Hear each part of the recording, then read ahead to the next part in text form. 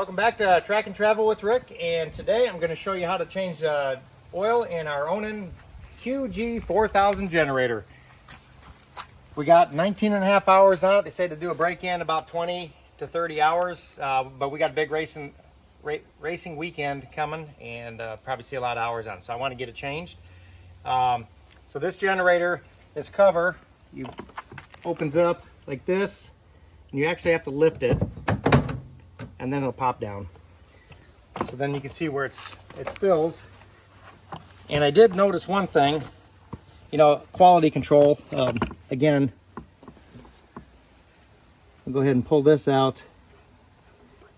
What's up with that?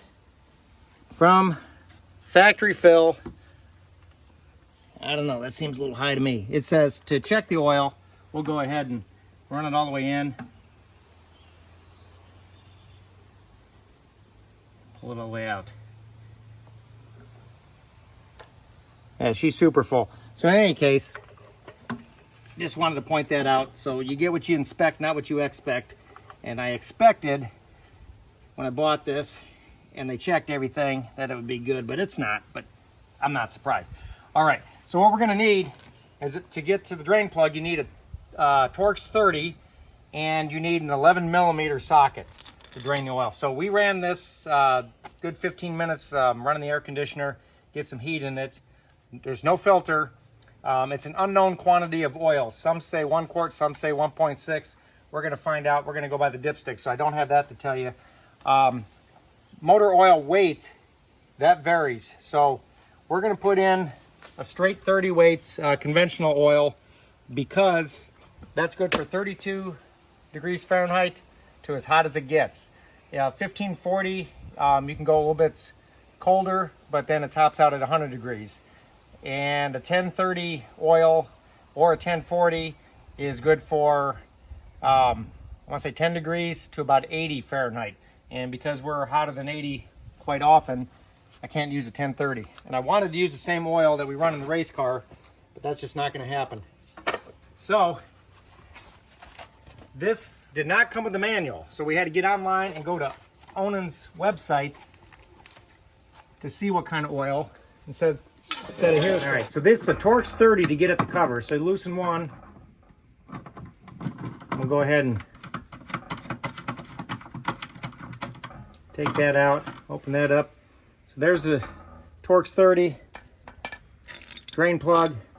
Probably should have got a glove on because I'm going to get oily and it's hot. Well, I'm going to take this extension off because it's good and tight. Ooh.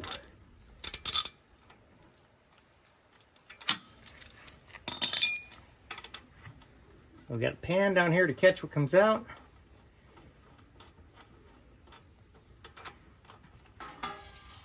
Pretty clean. Got the washer. Everything looks really good coming out. I'll go ahead and open this, let some air in.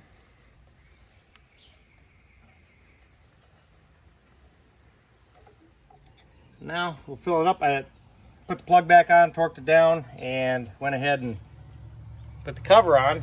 Not much to see there, but no idea how much oil, so we're going to put a quart in, and we're going to figure this out. And again, I'm using this Parts Master oil straight 30, and this is made by Valvoline. It's good stuff. I run it in my cars. I run the full synthetic in the cars, but the straight 30 you're not going to get a synthetic. But it's conventional. It is a detergent oil as opposed to a non-detergent oil.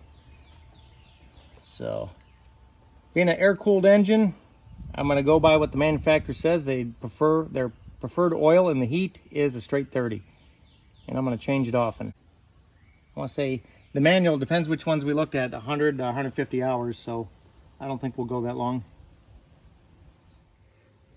All right, you can't really see it, but 1.5 quarts in, and I am just a smidge below the full.